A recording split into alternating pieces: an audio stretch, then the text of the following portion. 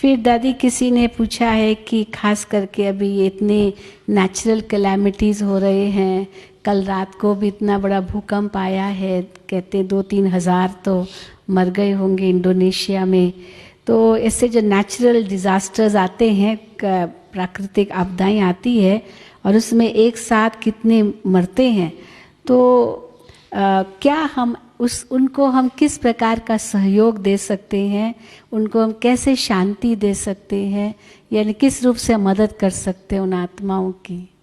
वो तो योग से ही कर सकते हैं। योग बल हमारा इतना होना चाहिए, क्योंकि हम कोई एक आत्मा को सामने रख कर के सकाश नहीं देते हैं। बाबा जो कहते हैं आप सेवा करो, मनसा सेवा करो, तो हम एक आत्मा के सामने शिकल रख करके तो नहीं करते हैं ना। विश्व की सेवा करते हैं तो आत्माओं को ही सामने रखते हैं।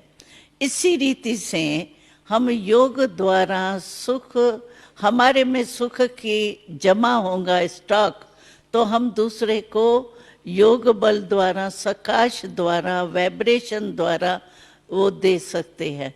तो योग द्वारा ही, शुभ भावना, शुभ कामना द्वारा ही उन आत्माओं को, फेस हमारे को नहीं है लेकिन है तो हमारे भाई ना, हमारी बहनें ना, एक ही बाप के बच्चे हैं, उस ब्रदरहुड के रूप से हम अपने सकाश द्वारा शुभ भावना, शुभ कामना या शांति की शक्ति, सुख की शक्ति, प्रेम की, परमात्म प्रेम, उसकी शक्ति दे सकते।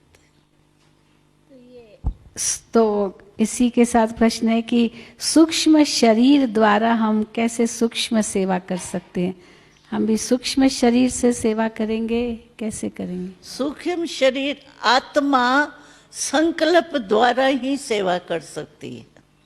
सूक्ष्म शरीर तो यानी मैं फरिश्ता हूँ उस रूप से कर सकते हो, बाकी सूक्ष्म वतन का सूक्ष्म शरीर धारण करके मैं जा रही हूँ, ये तो टेम्पररी होगा। लेकिन आत्मा संकल्प शक्ति द्वारा, शुभ भावना भी सूक्ष्म संकल्प की शक्ति है, शुभ कामना भी सूक्ष्म शक्ति की है। तो शक्ति रूप में मैं फरिश्ते रूप में स्थिति में स्थित होके, फरिश्ता माना मेरे बॉडी कॉन्शियसनेस की स्मृति नहीं हो।